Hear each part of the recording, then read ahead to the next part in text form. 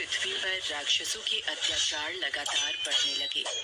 पृथ्वी गाय का रूप धर भगवान ब्रह्मा और विष्णु के पास गई। हे भगवान, धरती पर राक्षसों के अत्याचार बढ़ते ही जा रहे हैं, कुछ कीजिए प्रभु। हे नारायण, अब आपको पृथ्वी की रक्षा के लिए धरती पर 8वें अवतार के रूप में अवतरित होने का समय आ गया है। ठीक है ब्रह्मदेव, मैं पृथ्वी का उद्धार करने के लिए मानव रूप में जन्म लूंगा। भोजवंशी राजा उग्रसेन मथुरा के राजा थे। उनका पुत्र कंस बहुत ही अत्याचारी स्वभाव का था। कंस ने उग्रसेन को राजगद्दी से उतारकर कारागार में डाल दिया। सैनिकों, पिताजी महाराज को काल कोठरी में डाल दो। आज से मथुरा नगरी में कंस का राज चलेगा। आज से महाराज उग्रसेन यहाँ बंदी बनकर रहेंगे और मथुरा नगरी पर मैं राज्य करूंगा। आशीर्वाद दीजिए पिताजी महाराज। कंस, तू मेरा पुत्र है, ये सोचकर मुझे लज्जा आ रही है। देखना, एक दिन तेरे पाप का घड़ा अवश्य भरेगा। कंस की छोटी बहन देवकी के विवाह की तैयारियां चल रही थीं। देवकी मथुरा के राजा उग्रसेन के छोटे भाई देवक की पुत्री थी। ये कंस की चचेरी बहन थी। अरे भैया कंस, आप आइए। प्रिय बहना देवकी, कल तुम इस महल से विदा हो जाओगी। तुम्हारे बिना ये महल सूना हो जाएगा। भैया कंस, आप मुझे बहुत याद आओगे। अगले दिन देवकी का विवाह वसुदेव नामक यदुवंशी सरदार से संपन्न हुआ। महाराज वसुदेव, मैं अपनी बहन देवकी से बहुत स्नेह करता हूँ, इसलिए देवकी बहन को मैं स्वयं अपने रथ पर ससुराल विदा करके आऊंगा। ये तो हमारे लिए बहुत ही सौभाग्य की बात है महाराज कंस। कंस देवकी और वसुदेव को छोड़ने चल पड़ता है। देवकी के पिता देवक उसे बहुत सारा धन, धान्य, संपत्ति आदि देकर विदा करते हैं। कंस देवकी और वसुदेव के साथ वार्तालाप करते हुए अभी आधे रास्ते ही पहुंचा था कि रास्ते में एक आकाशवाणी होने लगी। हे कंस, जिस देवकी को तू बड़े प्रेम से ले जा रहा है, उसी में तेरा काल बसता है। इसी के गर्भ से उत्पन्न 8वां पुत्र तेरा वध करेगा, तेरा वध करेगा। ये आकाशवाणी कैसी? नहीं, ये झूठ है। देवकी की कोख से जन्मा 8वां बालक मेरा वध करेगा? नहीं, ऐसा नहीं हो सकता। यदि ऐसा है तो मैं वसुदेव का ही वध कर देता हूँ। हाँ, यही ठीक रहेगा। फिर मुझे कोई डर नहीं। नहीं भैया, इनका वध मत करो। मैं आपके आगे हाथ जोड़ती हूँ। मेरा सुहाग मत उजाड़ो भैया कंस। मैं आपसे वादा करती हूँ, मेरे गर्भ से जो भी संतान पैदा होगी उसे मैं तुम्हें सौंप दूंगी, पर इन्हें मत मारो भैया। ठीक है, मैं वसुदेव का वध नहीं करूंगा, पर तुम दोनों अब मथुरा के महल की काल कोठरी में बंदी बनकर रहोगे।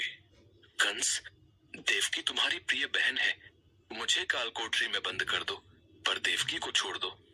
कंस ने वसुदेव और देवकी की एक बात न सुनी और वसुदेव और देवकी को कारागृह में डाल दिया। देवकी वसुदेव दोनों बहुत ही दुखी और हताश हो रहे थे।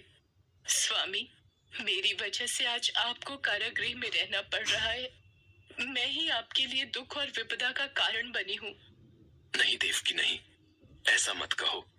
मैं तुम्हें पत्नी रूप में पाकर बहुत प्रसन्न हूँ। हमें एक दिन कंस के पापों से मुक्ति जरूर मिलेगी। पर स्वामी, भैया कंस मेरी कोख से जन्मे सभी बच्चों को मार देंगे। हम क्या करें?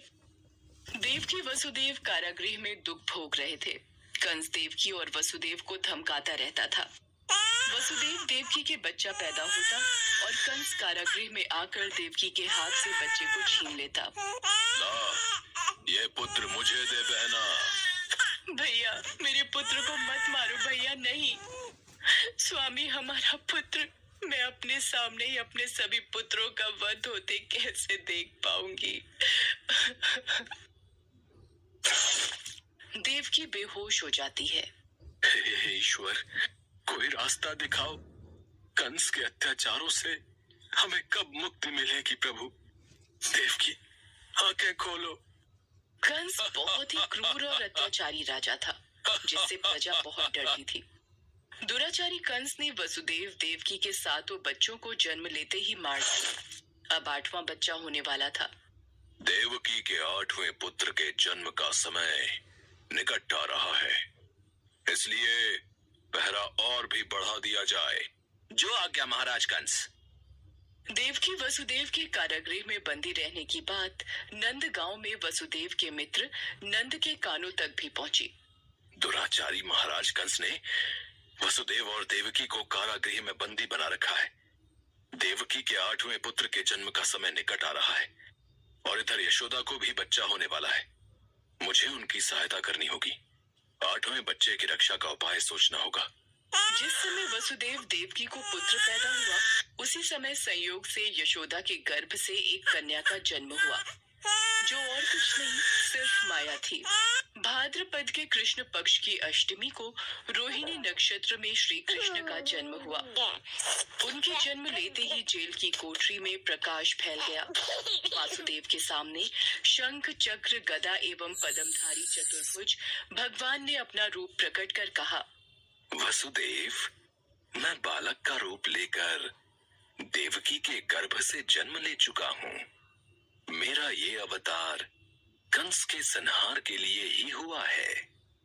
अब देर न करो, तुम मुझे तत्काल गोकुल में नंद के यहाँ पहुंचा दो और उनकी अभी अभी जन्मी कन्या को लाकर कंस को सौंप दो।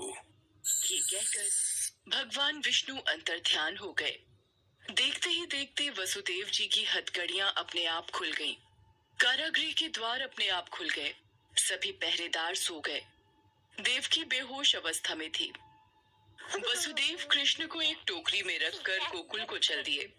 बारिश और तूफान के बीच नन्हे कृष्ण को उठाए वसुदेव चल रहे थे। यमुना जी का जल स्तर तो बहुत ऊपर हो रहा है। कैसे जाऊं अपने नन्हे बालक को लेकर? हे नारायण, सहायता कीजिए। यमुना नदी श्री कृष्ण के चरणों को स्पर्श करना चाहती थी, इसलिए वो ऊपर हो गई। भगवान ने अपने पैर लटका दिए। चरण छूने के बाद यमुना घट गई। भगवान श्री कृष्ण की इस लीला को वसुदेव भली भांति देख रहे थे। वो यमुना पार कर गोकुल में नंद के यहाँ गए। मैं इस बालक कृष्ण को तुम्हें सौंप रहा हूँ। ये बड़ा होकर मथुरा वासियों को कंस के अत्याचारों से मुक्ति दिलाएगा। लाओ मित्र वसुदेव, यशोदा अभी गहरी नींद में है। मैं इस बालक को यशोदा की बगल में सुला देता हूँ। नंद माया रूपी कन्या को वसुदेव के हाथों में दे देते हैं। ये लो मित्र, इससे पहले कि कंस कारागृह में पहुंचे, तुम शीघ्र इस कन्या को लेकर वापस लौट जाओ। तुम धन्य हो मित्र, तुम धन्य हो। वसुदेव वापस कारागृह में लौट आते हैं और उनके लौटते ही कारागृह के द्वार अपने आप बंद हो जाते हैं। वसुदेव जी के हाथों में हथकड़ियां पड़ जाती हैं। अरे, ये तो बच्चे के रोने की आवाज है। महाराज कंस को सूचना देते हैं। देवकी, हमारे यहाँ 8वें पुत्र ने नहीं, पुत्री ने जन्म लिया है। क्या? अब ये तो पुत्री का जन्म हुआ है। पहरेदार कंस के पास जाते हैं। महाराज की जय हो। देवकी ने पुत्र को नहीं, पुत्री को जन्म दिया है। क्या? ऐसा कैसे हो सकता है? कोई बात नहीं, शायद मेरे प्रकोप से भगवान भी डर गए। और पुत्र की जगह पुत्री का जन्म हो गया। ये तो विधि का विधान बदल गया, पर मुझे सावधान रहना होगा। मैं इस कन्या का भी वध कर दूंगा। भैया इसे छोड़ दो, ये तो कन्या है। आपको तो मेरे 8वें पुत्र से कष्ट था। कंस ने देवकी की एक न सुनी और कन्या को देवकी की गोद से छीन लिया। कंस ने जैसे ही कन्या को पत्थर पर पटक कर मारना चाहा, वैसे ही कन्या कंस के हाथों से छूटकर आकाश में उड़ गई और कन्या ने देवी का रूप धारण कर लिया। हे कंस, तुझे मुझे मारकर कोई लाभ नहीं मिलेगा। तुझे मारने वाला तो कब का पैदा हो चुका है और गोकुल पहुंच गया है। ये कहकर देवी अंतर ध्यान हो गई। कंस ये दृश्य देखकर गुस्से से छटपटाने लगा और गुस्से में अपने महल में आ गया। कंस ने श्री कृष्ण को मारने के लिए अनेक दैत्य भेजे। श्री कृष्ण ने अपनी अलौकिक माया से सारे दैत्यों को मार डाला। बड़े होने पर कृष्ण ने कंस को मारकर उग्रसेन को राजगद्दी पर बिठाया। उस दिन से श्री कृष्ण के जन्म महोत्सव को सारे देश में बड़े हर्षोल्लास से जन्माष्टमी के रूप में मनाया जाता है। भगवान कृष्ण की नगरी मथुरा में इस त्योहार की विशेष धूम रहती है और इसी के साथ पूरे ब्रज क्षेत्र में जन्माष्टमी का त्योहार धूमधाम से मनाया जाता है। धरती लोक पर कृष्ण जन्माष्टमी की धूम मची हुई थी। जहाँ देखो वहाँ जगह जगह हर घर हर मंदिर सजा हुआ था। भगवान श्री कृष्ण के जन्मोत्सव के लिए सभी अपनी तरफ से तैयारी कर रहे थे। ये नजारा गोलोक में विराजे श्री भगवान कृष्ण और राधा मैया देखकर अति प्रसन्न हो रहे थे। तभी श्री कृष्ण ने अपने मोर पंख को ठीक किया, कमर में बांसुरी को कसा और मुकुट पहनकर तैयार हो गए। कान्हा, कहाँ चल दिए इतना सज संवर कर? अरे राधा, आज मेरा जन्मदिन है। धरतीवासी मेरे जन्म उत्सव को इतनी धूमधाम से मनाते हैं। मन में विचार आ रहा है आज अपने भक्तों की परीक्षा ली जाए, इसलिए धरती लोक में भ्रमण के लिए जा रहा हूँ। अच्छा, फिर तो मैं भी तुम्हारे साथ चलूंगी।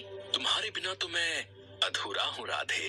भला तुम्हारे बिना मैं कैसे जा सकता हूँ? चलो, अब तुम भी तैयार हो जाओ। कान्हा, तुम्हें ज्ञात है जन्माष्टमी पर भक्त तुम्हें छोटे बालक के रूप में पूजते हैं, इसलिए इस रूप में नहीं, हम छोटे बच्चों के रूप में जाएंगे। ये भी उत्तम रहेगा। राधा कृष्ण दोनों धरती लोक पर जाने ही लगे कि तभी कृष्ण के सारे सखा वहाँ आ गए। अरे वाह कान्हा, तुम्हारे जन्मदिन का आयोजन और तुम अकेले अकेले ही जा रहे हो। आज तो खीर पूड़ी पकवान मिलेंगे, हम भी तुम्हारे साथ चलेंगे। अब तो तुम सबको भी ले जाना ही पड़ेगा। ठीक है, चलो तुम सब भी मेरे जन्मोत्सव का आनंद लेने चलो। राधा कृष्ण और सभी सखा छोटे छोटे बच्चों के रूप में आ जाते हैं और धरती लोक में पहुँचते हैं। घूमते घूमते वे सब एक गांव में पहुँचते हैं। वहाँ पर सब जगह जन्माष्टमी की धूम थी। कन्हैया, मुझे तो बहुत जोरों की भूख लगी है, चलो न कहीं चलकर कुछ खाते हैं।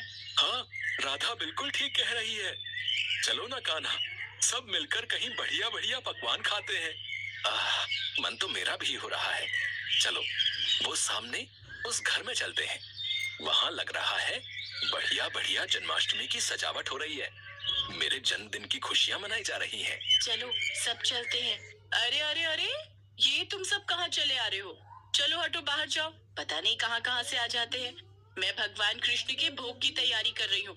तुम लोग क्यों आए हो? हमें बहुत जोरों की भूख लगी है, कुछ खाने को दे दो।